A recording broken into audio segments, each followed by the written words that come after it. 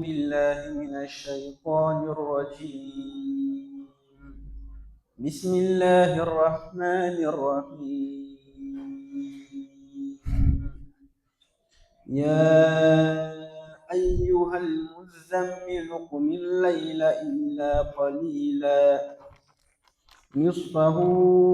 أو انقص منه قليلا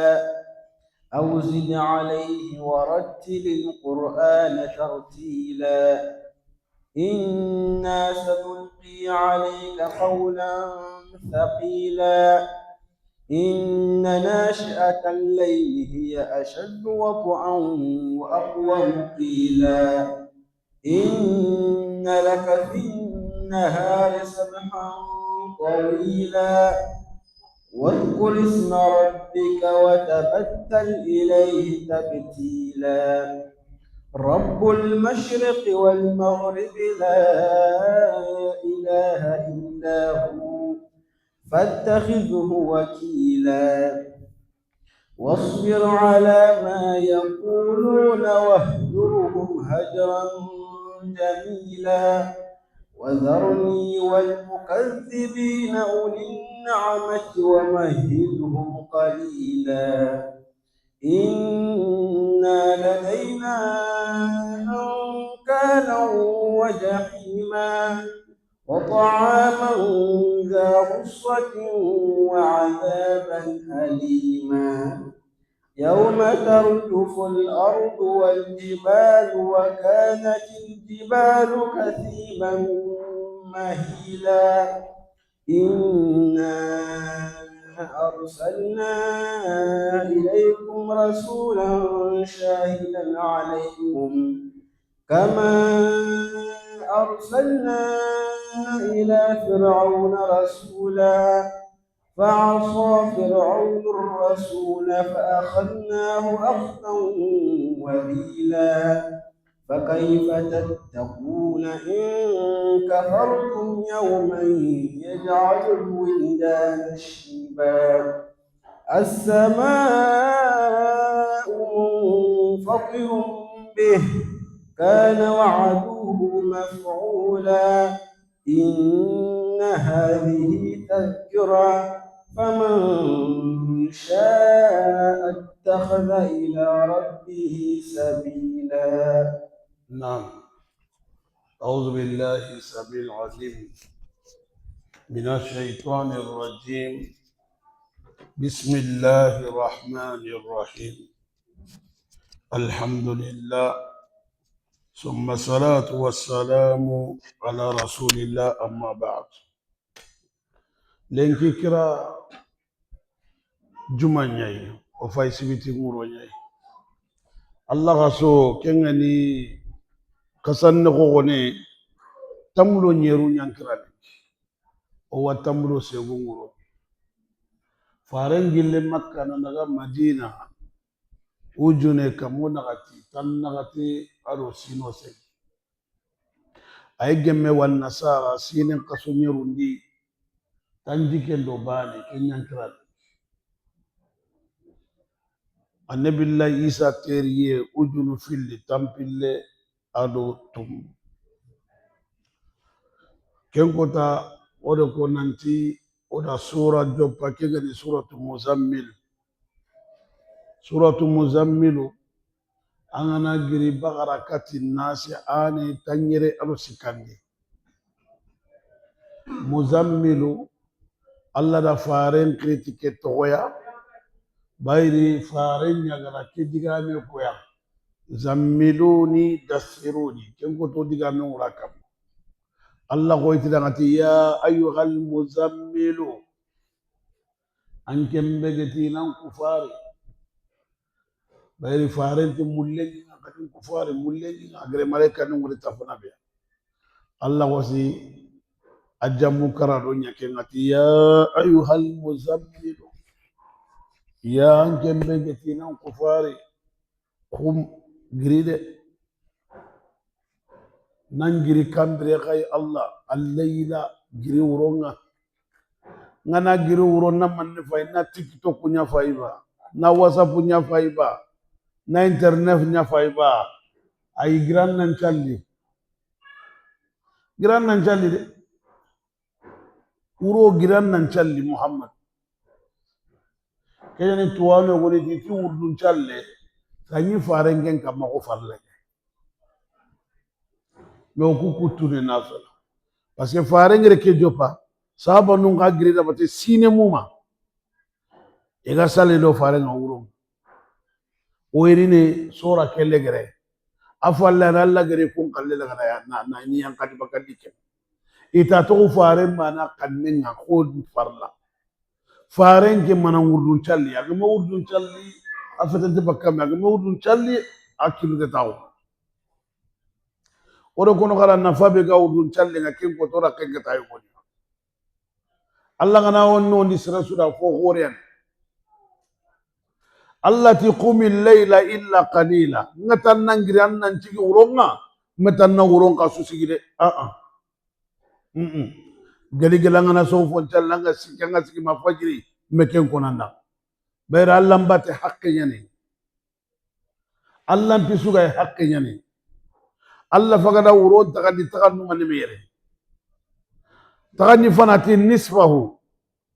agana linganda anna wuron tagannen cigi anna wuron taganne khenke kenne sada bara sada fillani awin qus minhu qalila walla taganne kayme fobogu taganne kayme mana anna tagannum pilli anna kenkenke anna taganni bane salli aw zid alayhi sada sikanine manne walla anna taganni bane khenke anna tagannum pilli anna kullaga anna kuntigi Allah da sado siki sado kusiki sada fanani manne ana wuron taganni nakhane sada fillandi aide ana wuron taganni sikkoya khara bane ana fillo khenke ana bane sigi sada sikani ana wuron taganni sikko ana fillo sikana bane khenke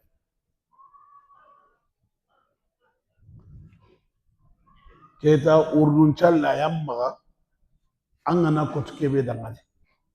ko ken ko tora kinga kete mo be o to urdun challe pe tiara kanji ben challe le urdun challe po serene manne anna fosru karan ngara kanu fil siri fil fillo sire kita ke mose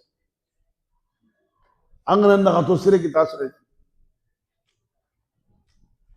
kemenenda gli atidanga warattilil qur'ana anna qur'ani khara angana ni qur'ani ke kharanga tartila khara kitte kebe gomuntengeli otu kuga sette me kama mo me game bata mo manna futu maga qur'ani khara kitte be ga takwa yogoni tartilu ke manane mananga ni qur'ani kharanga ado takhasiyendo simme annanga pakle to gawreya bismillahir rahmanir rahim am pakle ngadiga mi ka pakle ngawreya anna gara kotte ci kotte tartilu ne kenye ka qur'ano do an mana kono qur'ani takharage ke mo namme ko gar kono khana mo be ke gota kube ni ga tona qur'ani yang kanina khirik me ke da iga qur'ani sabote ni antali ngalla da Allah ga ti ibn mas'ud da qur'ani kharinda ada khara qira'atan tartilan ada khara faran na ngabane bane faran de teringa magawulu manantira ngawose hasbuka qur'ani khara ni kenye anga qur'ani khara ga bulu wantino wanga mefir andu so nga samancha menye kimpe allati inna muhammadun na konan nan tinke Allah sanulqi alayka narni sedindi anke muhammadu kamma qawlan digameya thaqilan ke digame khoteyande narni qur'ani kina qur'ani khoteyande wallahi Allah qur'ani khoteyande bayri qur'ani khoteyande manne halalen do harami ngano hoga tongundo gare yana kumbaka meya ke sireni ke manya na kumbaka meya yonkin limundo yonkin tanana kumbaka meya qur'ani khoteyande kene ke qawlan thaqila ida fasari kitte ke beri tikeya yogona ti sakili kene man Allah te diga kote ani bayran kote ne kafirin kamma kafir lan te supporter ado munafiqi qawlan thaqila qur'an kote yande amma ri jinna ngana sere ngana qur'an qara kote yana kamang jinna ke kamala te supporter akaru nuwa annamu yimbenga ada yimbenga qur'an kote yande o kwanchanga ti qur'an ya nanya sugendo fotanaya wallahi sudai sikanellinge suraynyal ngini mene wallahi khalilu husari wallahi qur'an mi angati kende alla mi kitabe ke yang digan kanne nantona ken teringa ko sugen mo la alla ta teringa law anzalna hadha alqur'ana ala jabalin Allah tinggal di nak Quran yang kan digidenya kama gide mo masuya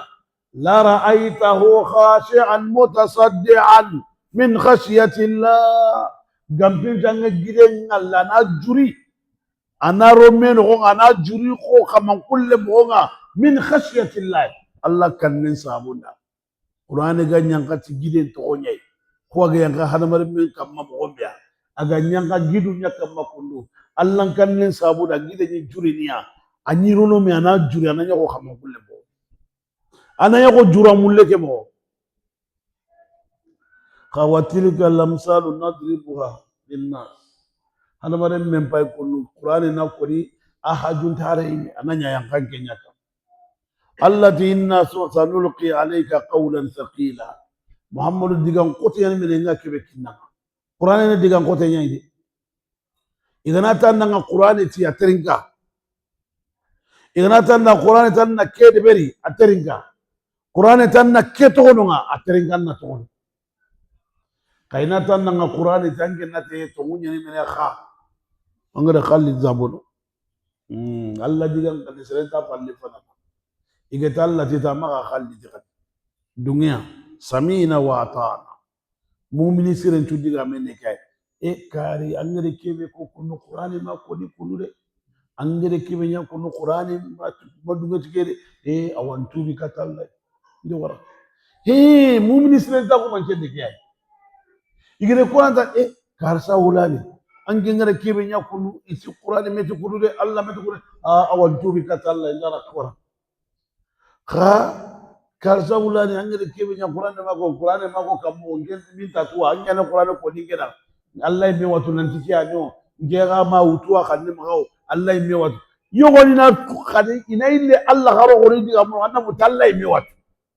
angena Allah tuini ni an kalle na talla me watu Allah kebe gatu ma kenya metan na kewa anna mutinge gal Allah me tu nanti to yaw Allah me tu nanti kiya no Allah me diga mure itan Allah ko sento inna nashi'atal layli allam batte be ganyangini uronga yani al ibadatu allati tansha fil layl batte be ganyana uronga uron no ngallam batte uron no salle uron no qur'an kharange uron no ngallam pingo nge hiya ashaddu wata aggumunti mene sondo minta kuntene dukoyete na batenga du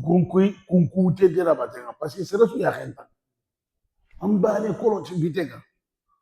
anga salle su jona nga ashaddu watana bakan tondo mene aggumunti mene wa aqwa mukila adiga mukasibeti don kana mene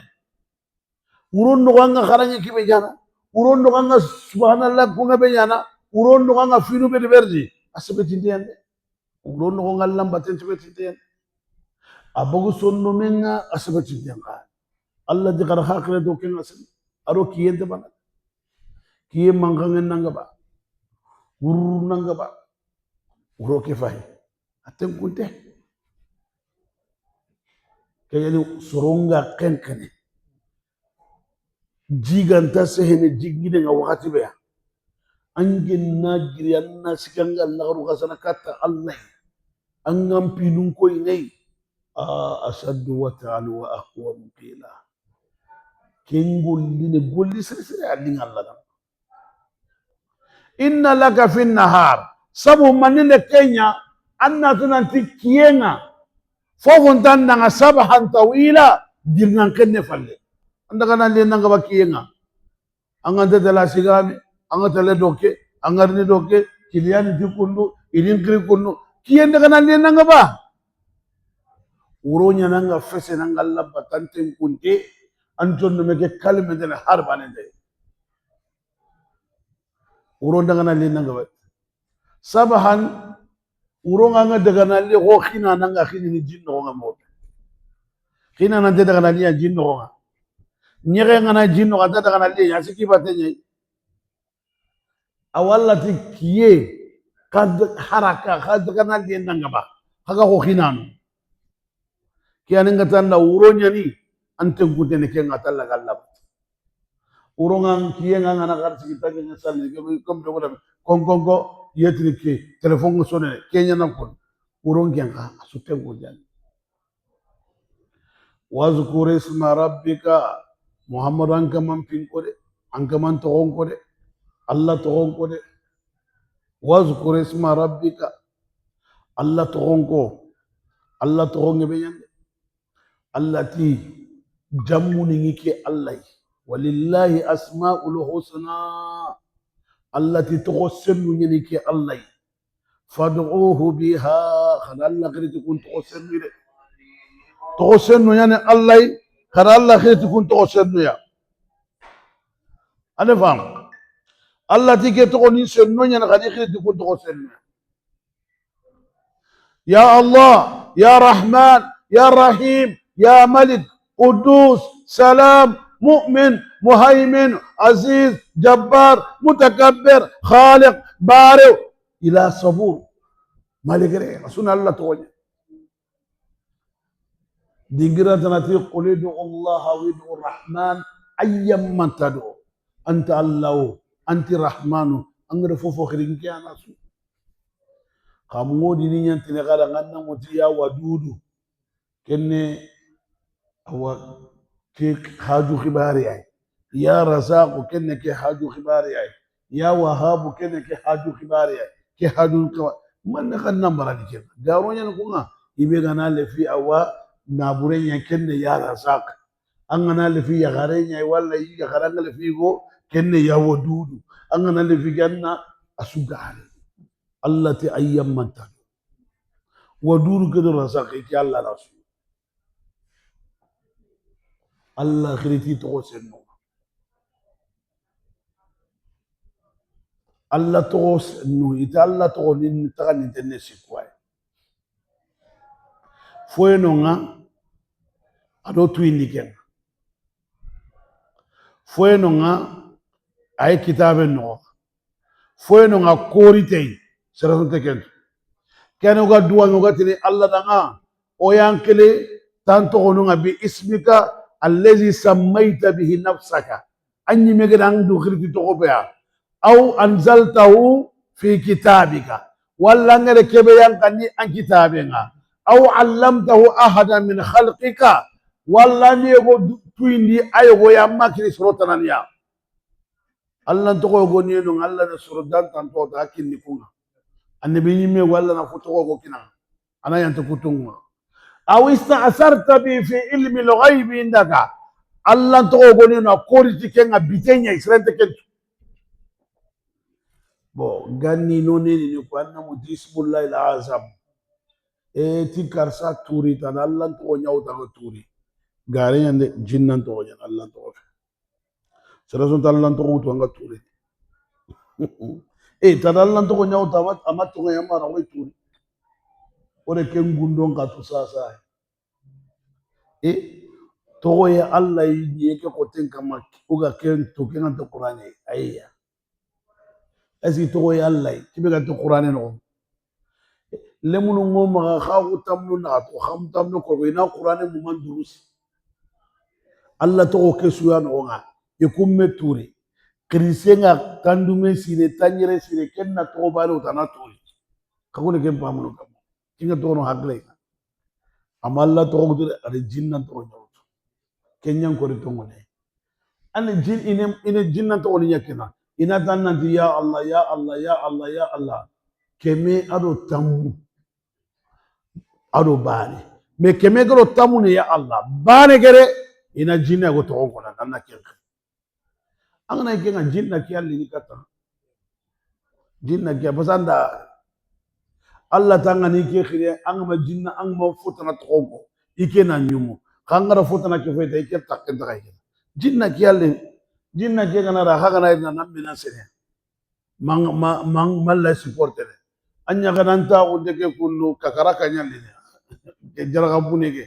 aya aga dingon aga dingon anya wonga ala ko kompen tuwa ange dirang tu kakara kata sefini kenya to kamma anna muta ko turi kintiga bane kakara ala jinnan to nyaw gare nyen jinna Allah to on tesere turi Allah ti to siru ni ke woni khriskenga anna Allah khirti kun to anna turi kan kega ta sara kam kella to no hakleya jinnan to no ni khilli ine kunya kinni kari ga fuko ko no kana nga telephone ni kule foto no tanga na ke kala ke hakke fulani ya ke nyana ndanga anke na ga taw keta e idro ko groupe ngadi itibi ga la hawla wala quwwata illa billah ko kameta ke wanyana anke na ga taw la hawla la hawla kemeta funte nyana ide kina nga keme kodu leide kodu ngeno kodu ne jinna to wona kodu ni nyani ba I kodu ni ko ne jinna to wona kamungia Allah tanni khiri wazkur isma rabbika anna Allah tonko watabattal ilayhi tabtila annandu kutu annandu sukini Allah tabattul ngeni kebya na kibar na betien yakata Allah wakati fila maga kutu ngena Allah bata ko wakati ata mawaga koyo goriga kebe de ben ikundo qur'ani famana medeli sunga sunga dani tajme mawaga kenta qur'ani wallahi sunga sunga na tinto tara ga qur'ani burana khobe ko gobake kede ga tauna kede na sunga sunga na danga gana sautuno mawaga sunga sunga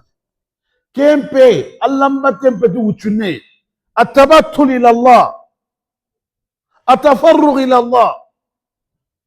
Allah de hadith qudusi no ngati ya bunu adama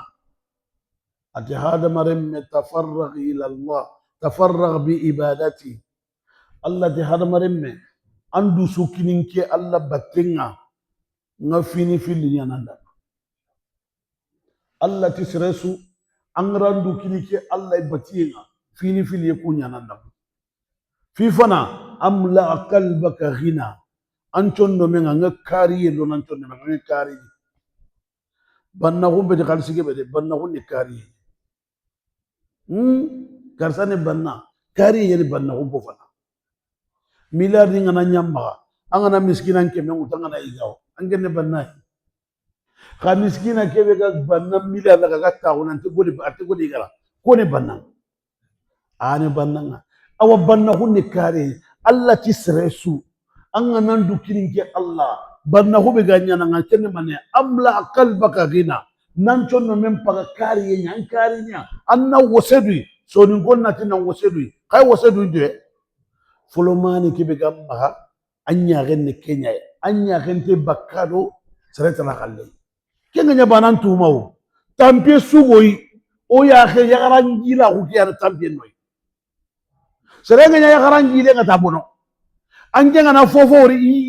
khale figay ni figay amma mulli anke ronal hossein anga gara nanga fey nanga jamba nanga sukaba pasandar na sukta kanga na wosedu ya fulumane kebe gam anya khenne kenya anga nan kalukusu be kenya no honga anga junte milliard ma wallahi banna hum bakiya keri diga manu de kebe laysa al ghina ghina al mal al ghina ghina an nafs banna gumbe dinna burengo boy banna gunne kari nyai angana kari tanchiren awalla te sere suko di jongo ike Allah ya ine kare nyaro nan chodo menga afila ne manne wa asuddu faqra kori miskina ho afulla kingar ni dina kusunna susutia miskina gunter nan ango danga nanti soron danga nanti Allah tiyanya na bananga ipunne simana kalsi gebe kiyana kalsi gebe feo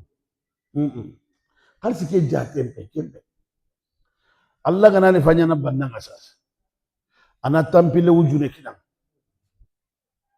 ken tampile wujune aga kungo be sokan kamma ana wujunu bani a kungo sokan kamma angana wujumana kebe ga to manne me wujunu tambro ko ken to kan kemba Allah kuye bayya aga mele fi serebe kun aga na tampile wujune kinanga ana milio kungo sokan kamma tampile wujune kata manya milio kungo Allah kuye bay kun way parce que problème kéré kenya no nyana banna miskina no e problème gantan kamma problème ke gilalay makebe problème gantan kamma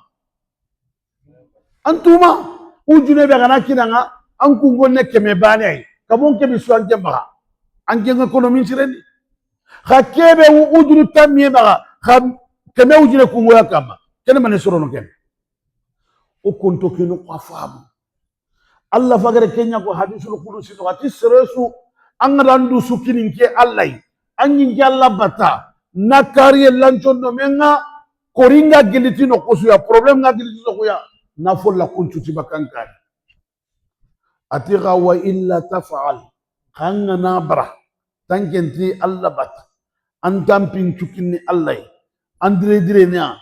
ati nga kebe na mutwa mala'atu qalbaka shughlan an jonne meke fakka manen natanya fofo an natanya fofo an dinan nakita ati manne wala asuddu faqra awanna duna kungo kesu sakan kamaya angana matching champa sasa kunanga milio ke kana masha Allah inangre nati 10 milio kungo ke doke anna griti hamni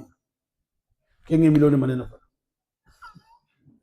angana matching champa tigo sanga lingwale ngere bagara wudu tamya kita angar ni kanga de tan keme wuju ne problème ni duka kene mané soro Allah tike gunno de ke muna kiafu am wallambe kemene kiga tan nan du kirike Allah parce que o konto fi bane famu Allah metona duna murude atuna Allah haramu ametona duna muru ato duna dum direke kenni ke Allah kenni ke Allah ke taw ankela Allah li kengutu Allah li kengutu Allah tan duna dum direke ke Allah da kenken duguta ide kende beri duguta kengaya anga birene mo gombe kibaru ngawru mo gombe igere kende beri du teya o be nu suga barakera su kalle de beri tenya man kan Allah ma Allah du te angela ke modifier Allah ke nyilana Allah garan ka fu miskina angela du bakano aganan ka fu bannanu ngati khairigin pede angela 2030 bannanu ya angela bokita 2026 angan du toro khari ganan lo jaman ko be to fokita parce que ada programme 2030 ay awa Allah ne tu angan kawa kita na birabiya akite wakatin ka ala su bomni nakina kebe gan tang Allah to fobure yana sere an to ku khorotinia ange ngamula na fokita sasa inge grika rami na fokita ange binarnya Allah tu ngana kila ngasa samanyata amanyata ambol noa ante sorono anyana alkhubanya balawnyai ankin nan ko ankin kallin tireni kambia 2030 ankin di mangin na Kenya kita sasa o ku khoroteni Kenya no khalta igo sere ngoma kita igo sere ane kenidu so ni ko nyibeti mane itaraga mina itaraga muru ne man manna kita wallanta kita imeta daga wuture esa nga gili kara itanda daga khalsi nyawu itanda daga mundu ne nyime urene manne nanya khente fonga nga mundu manna wori wallanta wori makebe manna kita wallanta kita anga makita lebu wane kenga so ni ngen chufa go joro de gunne nga kiyai yenge nga mafoki dalla di telekara eska Allah utwa ndi dalla mundu mangara mundu nga makita de kanga na mundu nga makita tante telefo yang kita kella nga pakle anga na tante tele fo yang kita anga ma fo kita so fo kenga kita fo ga nan kita kende musibo nyarno kiske daga ta nyimme aro khade dedi arno kisi khade dedi daga ta nyimme aro khade dedi arno kisi kenga khade dedi ke jere ar sogo kuna lama Allah tuna sababu nya de berta odi terenka igiran kallen kalkile igara gomdi sine be ya angen cine ngana dan kallan kana kumi annam ndeysane karta kumi asakari adalla kurtu kurtu re annore Allah gara sababu kebe ko Allah gara wahat kebe ko ari duna suka tiribira be sakan ko teni angen bay kumi kembe corona ngere restaurant ko bon sergebe kumi wakati na Allah de ko de kallen jongi corona ke ga magare khamen ko kita nawo ma corona ke nalia ihada idalla nyaga corona ke ma danyi sorongo wulu ko go soy amma Allah mo gonu wayba kemene ke serenta gundot ke na to magalla o maga duna mundu duna ni ki Allah ire ke de beli duta atilla haramun kena gati watabattal ilayhi tabtila annan dusu khaya kata Allah nan kini Allah batina rabbul mashriqi kiyembo guran kamanga wal maghribi aro kiyen kanuran kamanga ni Allah beya kenya botore la ilaha bati kamene tana sunta ununga tongun batenga kebe batenga fona fana akutenga ntorono illa hu magantanya kenga Allah bare fattakhidhu wakila kuna Allah nyajikeya Allah nyajikey de magan jikelo tege fonga al wakilu ampinin semballai an kibarin sutan dikinai hi alladhi yaraka hina taqum akenya ganna ngana gribrabe wa taqallubaka fi sajidin anga illan kupesu wallati ya khinas kibarun kin Allah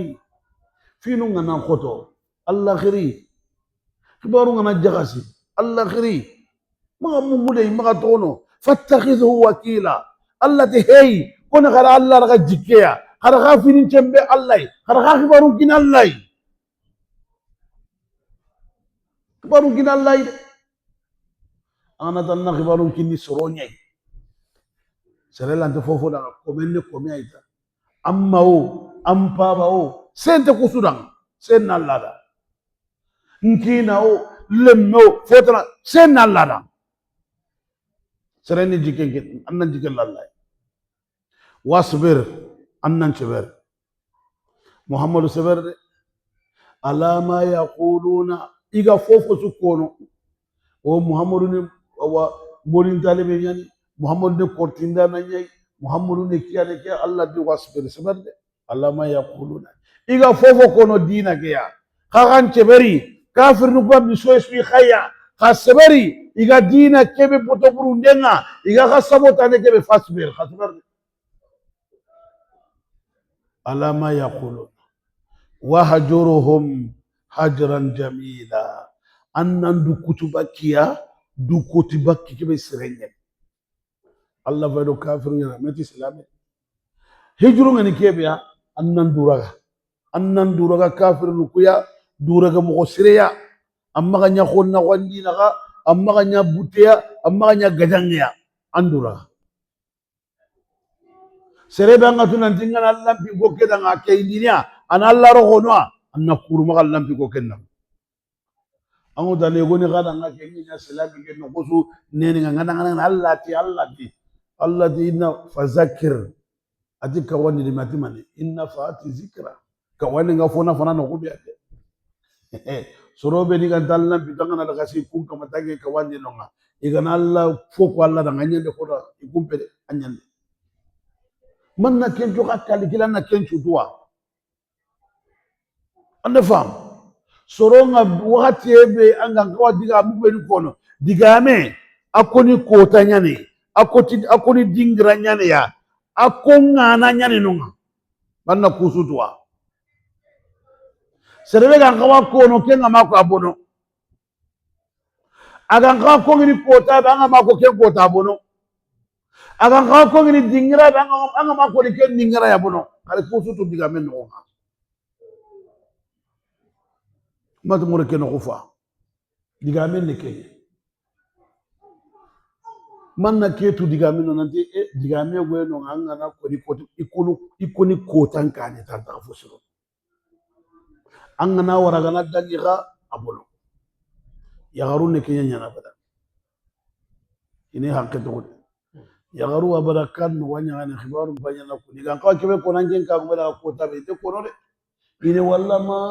adana ko no bra banam ike dalla o ku dalla adalla kanyimi kemra bono kemra ke na ta anya ana nyanki ta har bani seda fon ko ni wakati nyai solution akite kanga na wara bono fale jadi ke to dalla ande to dalla awalla hara ko tanyan tele rege Allah tala nyara barange ne to dalla me yakhi bunde he doge ko tayande onda jofeno serege bene simana nan to onda jofeno ke kenke mashallah on jofeno man korno mo tude kenya nuna alingondi be yere ona yamba me magayere ona suroni me magayere katuga jofeno parce que dononga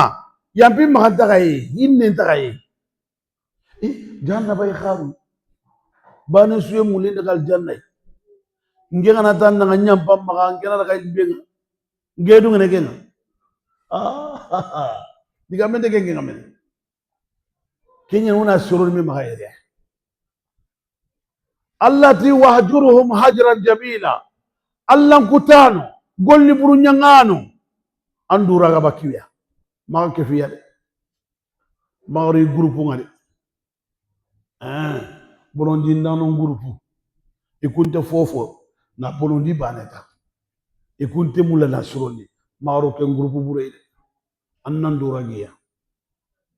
dura ge mogo be serengeni amma ga nya khonna kwandina ga amma ga nya fobureya annan dura fini ogone no ngani mi hakle na kutenti mande karsani men jangenya karsani kana karsani mare menya angana khibare kita khibare yani mangotu nanta ke figa nare aganya na mo be menya Allah killenga anje kante mulanga rodo kunga awa amperanda ngarayu karat katagar namperanda ngarayu karat agante surore me karanga tere ni annato tere ni juinderi ngel ko parce que kebe kana ngota ganari ante suro nampal allona akhemen no allona tirenga amutu golli buru sasa golli buru nyanga nga fofo bulla ina sere nyawtu na ko fudi golli buru no kenya ni ke ga golli buru ke talla jo ina ta ka sai me ni no arno suture haragadu korose sageti kubeni igatiri muallima nindo muallimu nindo manelo manella golli korose golli buru nyangana ani mulaina sere nyar ni golli buru ke no bida gume ani mulaina sunna gume nyari ibida no filla kapana ani mulaina tawhid gume nyari filla kapana agana dumanna o kuba ne fe kharhat gume na sunna gume ndi mene ono hakle ndo kene khibare ganara amma godure parce que soni kara ke go dinam bono ne khaytuwa samun lugati ne nyana kamo itri kundu ade anyana kamo ba samun beba anyana kamo ba sorongeran kalle nyanka ti kamo anyana kamo sorongeran kibare ye lara kota kente lara kente no mat ande lara fayni duna feo andin gaja tonga gamma khumina kharni lingwa irini ikuntere bane nanga ni geta kumina ngana zamana ma yampo baka mene hango tu se fe kempe mino kui metu na zankal dikani tonga o khaketa minanga na faimire ina dugele gira ange ngana wala di batanga Allah rawote nan to onni wasbir allati wahjur muhajiran jamila wazarni wal mukazzibina Allah ti Muhammadu ndo garanton tomeya zarni wal mukazzibin ndo garanto ku tobe fofo gara Allah diga meke garandi fofo gara silama o ke garandi fofo gara qur'ane garandi ndi tome maka takrir ato ni nanga e pingara nga sorobe diga uli na'mati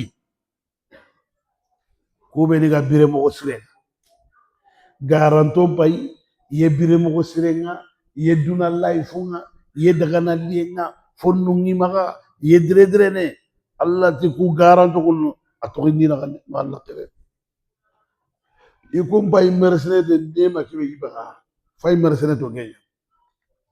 ni'ma ado na'ma inteba Quran yi filirtini aganate uli na'ma ne bire mo sire duna khalle ni'ma kende Allah ni'ma adi fili suti Quran aganate na'ma no kusu kende do bire mo ne ati firawna danga kam taraku min jannati wa quyun wa zuru'in wa maqamin karim wa na'matin amati wa ni'matin ati wa na'matin kanu fiha fakihin bire mo sire be ganyano firawna daga nasuto amati ni'ma firawna ati wa na'ma do ni'ma jaba allati zarni ndo soronto me wal mukazzibina uli na'mati bire mo sire dum ko lungedi iga dum marsanati immobili nindi iramundi taji ndo mi iga padan kala bata iga alla digan kanun kutana ndi togme wa mahiluhum qalila anni dugundi fonne idugundi ta ucinni ani o ngalla isura kana bade idugundi ta uculamane ta ni sura kana bade ke bana ndege kun anonya mana onte baka autu be geli yoru katiri gi sereke be diga bana sereke be daga de o tolle magge be daga o mare nge be daga angana tawo sasangati na utu yeru karsa fati angana jater ne laga o ge be daga awake bana ndege re o sutele ko do ay bana Allah ti keme goroti o ikende goroti daga ine ga dugu ne parce que kele dati kebe ko arinya Allah ta goroti ni sarasuya wa mahiluhum qalila idugun nki Allah to kebe ginke mana ka ni kane ta ya inna ladaina ankala surumunya ninki Allah ba jologon ninki Allah ba ankala kebe ngana raga alanta khari gilli batena meken jalokon nyani mani sagata ni tongi tani siti ni kutu nyugu siti wa jahima alu jahannama ma sefere itono ina murti itono ina daka kebe galingi da ina ko kebe galingi da ina nya nge me khoroti yaw ni raga surumungi duku jahannama surumungi duku jahannama imbengi duku wa ta'aman iganni qabila da kudu ku jahannama da honga kenyi ganne ne kamo Allah atiza ghusatin iganni kibe ni sase dunke khay sase khay wasase tude awasase fa sase yante fanga ha serenne sase ngai jahannama dunko nyi ganne sase nyani gala rakna sase kene tuwara طعام ذا غصة كينيا نيدوك كين يغان لا نيدوك يغان نكيبك ساسي نغاي لمنو تابوسي نيا مي فاي فاني تي ساسي نغادي ماتني ساسي نغي كيبي يا يتكيبي بونو غاي epin يغاغلي ساسي سوري غاغالي aga suhani kagana fatingen wale fampa iker handa ille ngana kere kana rafa saso ngai segen nenge ma ko bangin di beranto kutu nyogon cha su kuro fota iski kutu ta to ang karan di beranto kutu aha Allah ti jahannama du ko kenyani du ko wa azaban alima ado yangan kate kebe mumun tege disri yangan kate be gitu ko ken yangan kate mumun tege ay ko keta kemene ngana digam adigame ante digame kuten to ko Allah ti atindo golli buru jangano to ko me kubeni gara Allah digan kanu kuta nga kenyani ah Allah antini ko tirinda na ge tirinda ta Allah nga tangi ke benyani ya keso ken kanyana kan kota gaya ati yawma kenyana kota yi kota ke betaru juful arudu nyinyenga saralle ne kotar ni kenyi saralle ne iza zulzilatil ardu zilzalaha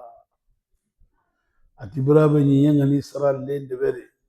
wa akhrajatil ardu athqalaha nyiyendi likki khoto ada kumbagandi sellanga kengani manne kenne furu wa qala al insanu hada mare mena du to malaha man kana nyiye ka gara kedbari yawma idhin ken kota tuhaddithu akhbaraha nyiyengi khibarun kono farengere ke ko sabanu nanga ati yawma idhin tuhaddithu akhbaraha ati kaya uretuba italla fare Allah wa rasulu a'lam Allah di fare mana ni kedo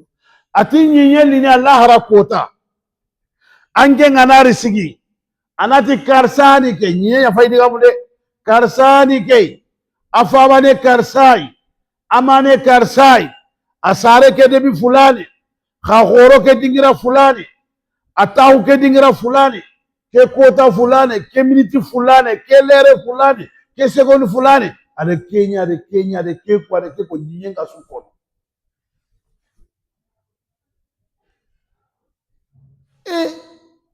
sera yimme mesigi internet la nyene ka bagi ngai bana ko aya kenyanga amme tere na kam nyen pay sedi ne ke bi anna rabbaka hala nyen da ke sede manne ne kenya Allah de nyame kaya ngin ku kusu diga munwa la rakota Allah seda nangi be nan lama Allah tina tambisire ken Allah na lisede ogoro fosu bana su saka serla ikutere gal Allah ikutere anga ta hunu ke be da sede ne nyiye ke banga Allah bata asede ne anga do wori soronga nan farlan challi sasa inna salamu gara ina giri bazar ga nafila challi kaya manan igante dugune farlan challi ni gire salli no be ina daga nafila challi no kutanai awre ne manne paske nyiye ke sede nan dangaya angare farlan challi yere kena sede an danga Allah rakota angana nafila challi yere kana sede anne mullan sede ro ko nan gubo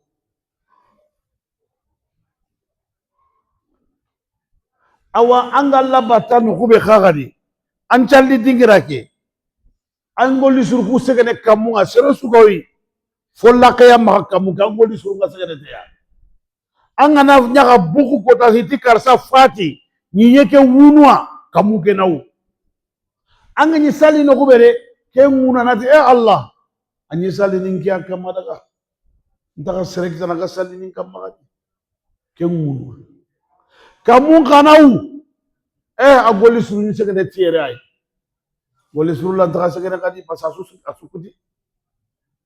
ken Allah gati igere frauna haleki igere frauna di kural le mollaga fama bakat alayhim as-samaa'u wal ardu wama kanu munzarina atika mummew ti frauna kallenga nyemmew ti frauna kallenga sere burenga na kara nyinye kero kabuge kunya halinya anna mallaken alhamdulillah atora bogo kam wotuma hadamare mena do ko se anya ngo salle ke kun o salle ke seren angana tahiyya ki garanga tahiyya ke no kana assalamu alayna وعلى عباد الله الصالحين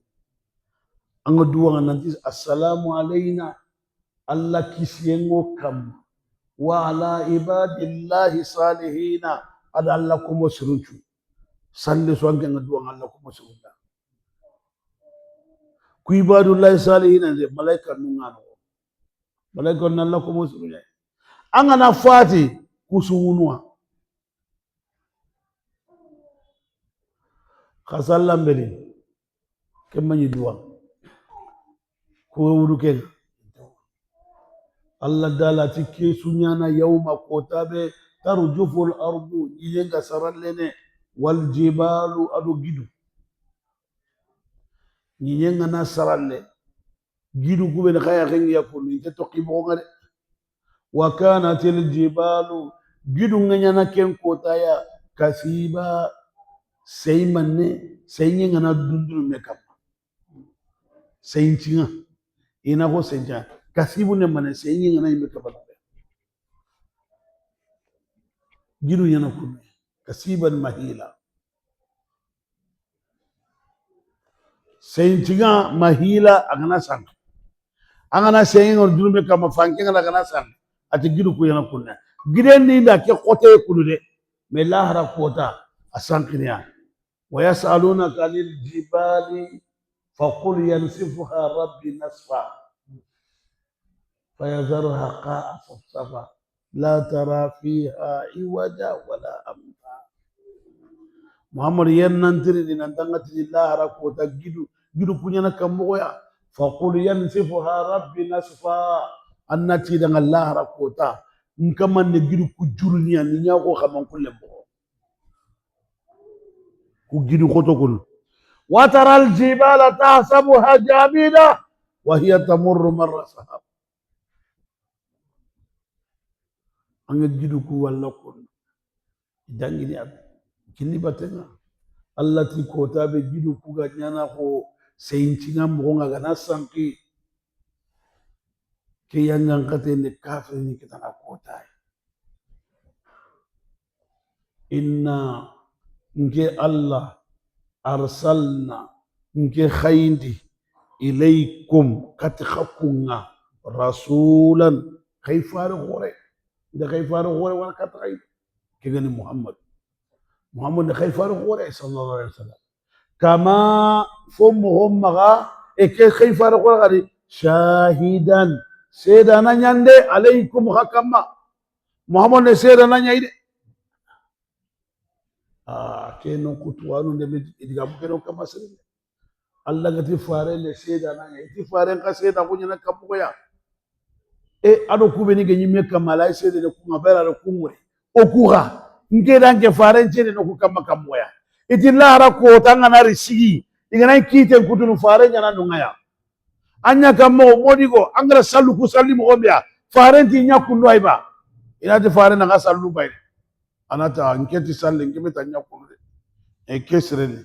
kebe nyangi kalle mo fofo kebe nya faren kalle mo ina kebe gira wala funkara golle so angada de beri aga mo ko faren kalle mo faren na tinke takante kente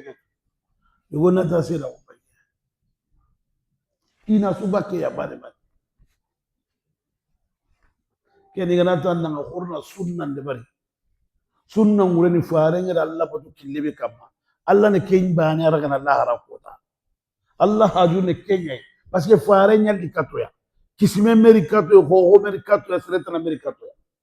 ange ngana barake na ajiro kama ti sunna Allah bate asune bana sumbana